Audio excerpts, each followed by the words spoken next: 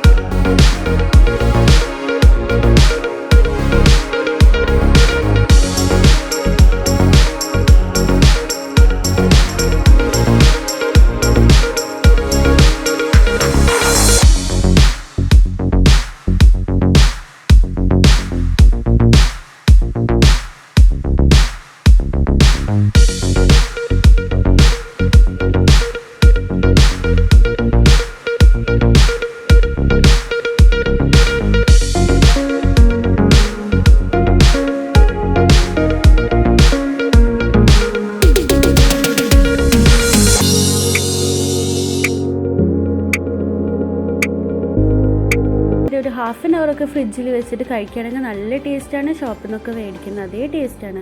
അപ്പോൾ ഇതെല്ലാവരും ട്രൈ ചെയ്ത് നോക്കണം. നിങ്ങളെ ഫീഡ്ബാക്ക്സ് കമൻസിൽ അറിയിക്കണം. Thank you for watching.